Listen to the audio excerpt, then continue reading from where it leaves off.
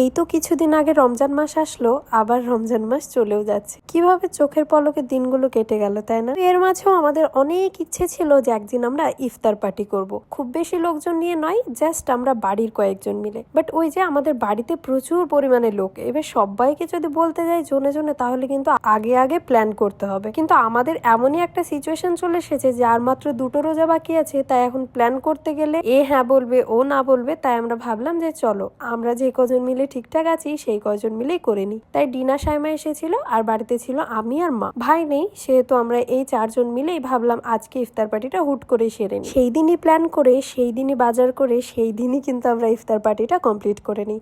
আসলেই হুট করে প্ল্যান করলে সব জিনিস কিন্তু দেখবে বেশ পারফেক্ট হয়। আর আমরা সেই দিন বাড়ির খাবারের থেকে বেশি বাজার থেকে কেনা আনা খাবারে বেশি রেখেছিলাম, কারণ হুট করে যেহেতু প্ল্যান, তাই মাকে বেশি জ্বালাতে চাইনি। তাই জন্য সমস্ত কিছু কিন্তু আমরা বাইরে থেকেই কিনে নিয়ে এসেছিলাম। আলহামদুলিল্লাহ সবকিছু বেশ ভালোভাবেই কিন্তু কেটে গেছে, আর আমরা সবকিছু বেশ সুন্দরভাবেই কিন্তু করতে পেরেছিলাম।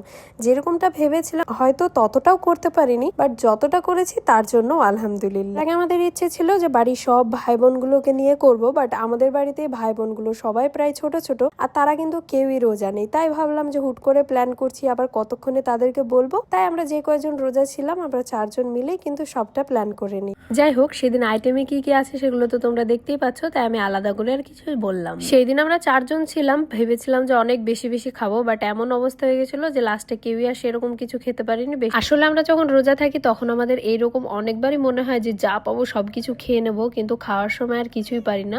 যাই হোক, আমরা সেদিন গেছিলাম ছাদে ইফতার খুলতে, কারণ চাইছিলাম যে চারপাশের অ্যাম্বিয়েন্সটা যেন একটু আলাদা থাকে। এই রমজান মাস আসার আগে আমরা একবার প্ল্যান করেছিলাম, তখন সমস্ত কিছু খাবার দাবার কিন্তু আমাদের কেনা কমপ্লিট হয়ে গেছিল। বাট লাস্টে আমাদের কি মন মেজাজ হয়েছিল কি জানি, যার জন্য কিন্তু আমরা যেতে পারিনি। সেই জন্য সেই দিন আমাদের যখন হুট করে প্ল্যানটা হয়, আমরা ভাবি যে এক্ষুনি ইনস্ট্যান্ট করে নেবো।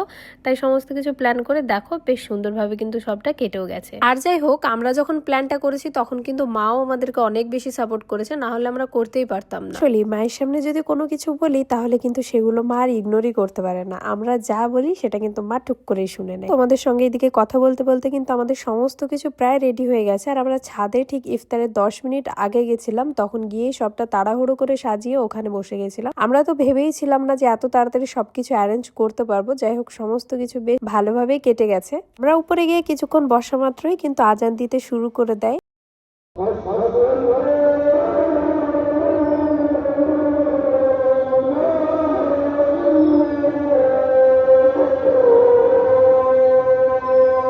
তো আমরা যখন ছাদে বসে বসে খাওয়া দাওয়া করছিলাম তখন মনে ছিল বাইরে কোথাও একটা পিকনিক করতে এসেছি। চারিদিকটা এত